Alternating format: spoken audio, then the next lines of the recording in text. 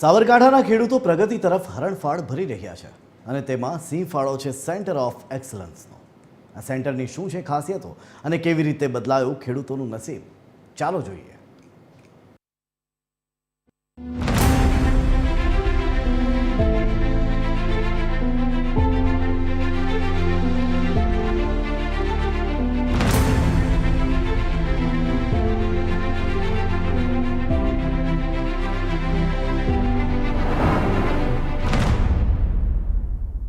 આ છે સાબરકાંઠા જિલ્લાના પ્રાંતિજમાં આવેલું centre of excellence for vegetables, જેણે ગુજરાતના ખેડૂતોનું નસીબ બદલી નાખ્યું છે। અહીં ઇન્ડો ઇઝરાયલ પદ્ધતિની ખેતીનું મોડેલ તૈયાર કરાયું છે, જે અંતર્ગત રાજ્ય સરકાર દ્વારા પરંપરાગત ખેતી પર નિર્ભર ન રહેતા આધુનિક ખેતી તરફ વાળવા માર્ગદર્શન આપવામાં આવે છે। માટે અવનવા પ્રોજેક્ટ અમલી મુકાયા છે। આ સેન્ટરમાં ખેડૂતોને વૈશ્વિક સ્તરનું જ્ઞાન અને ઇન્ડો ઇઝરાયલ પદ્ધતિની તાલીમ આપવામાં આવે છે, જેથી ખેડૂતો બદલાતી આબોહવા વચ્ચે માત્ર પરંપરાગત પાકો પર નિર્ભર ન રહેતા આધુનિક અને સુરક્ષિત ખેતી કરી વધુ ઉત્પાદન મેળવી શકે। અને આથી જ આ કેન્દ્ર હજારો ખેડૂતો માટે સમૃદ્ધિનું પ્રવેશદ્વાર બન્યું છે, જેમાં ઇઝરાયલ સાથે કોલોબરેશનમાં અત્રે અલ્ટ્રા મોડર્ન ટેકનોલોજી એટલે કે શાકભાજી પાકોમાં ચોક્કસ પ્રકારની ખેતી કેવી રીતે કરવી તેનું માર્ગદર્શન આપવામાં આવે છે। અને એ માર્ગદર્શન થકી જે ખેડૂતો પરંપરાગત ખેતી કરતા હતા તેનાથી શીખ મળી અને આગળ પોતાની રીતે ચોકસાઈપૂર્વકની ખેતી કરી રહ્યા છે અને વધુ આવક મેળવી આત્મનિર્ભર બની રહ્યા છે। અહીં પ્લગ નર્સરીની અંદર ધરું ઉછેર કરવામાં આવે છે।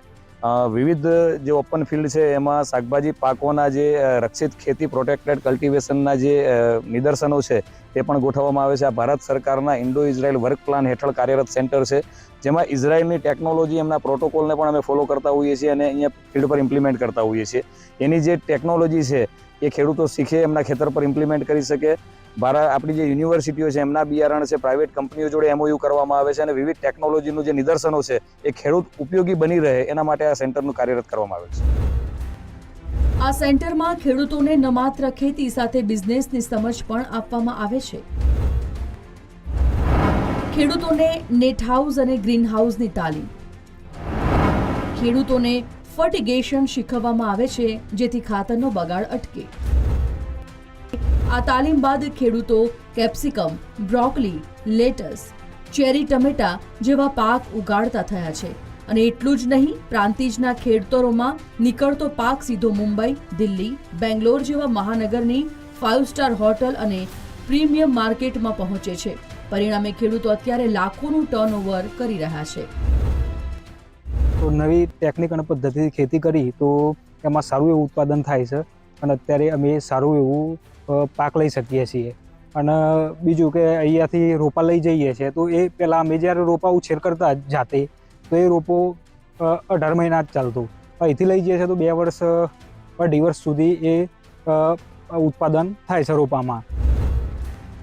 આમ પ્રાંતિજનું આ સેન્ટર માત્ર તાલીમ કેન્દ્ર ન રહેતા ખેડૂતો માટે પ્રગતિની પાઠશાળા બની ચૂક્યું છે।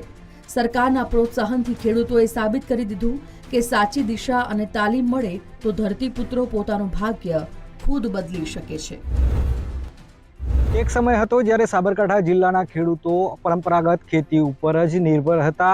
મહેનત સામે ઓછું વળતર મળતું હતું, પરંતુ વડરાજ ખાતે ઊભા કરાયેલા સેન્ટર ઓફ એક્સલન્સમાં ખેડૂતોએ તાલીમ મેળવી, ત્યાંથી શાકભાજીના વિવિધ રોપા અને ટેકનિકલ પદ્ધતિથી ખેતી કેવી રીતે કરવું તેનું માર્ગદર્શન મેળવીને હાઈટેક ખેતી ઊભી કરી છે। હવે ખેડૂતોને સારું એવું તો ઉત્પાદન મળી રહ્યું છે, પરંતુ આ ટેકનિકલ ખેતીના કારણે ખેડૂતોને હવે બજાર ભાવ પણ યોગ્ય અને પોષણક્ષમ ભાવ મળી રહ્યા છે। નીતિન પટેલ, ટીવી 13 ગુજરાતી, સાબરકાંઠા।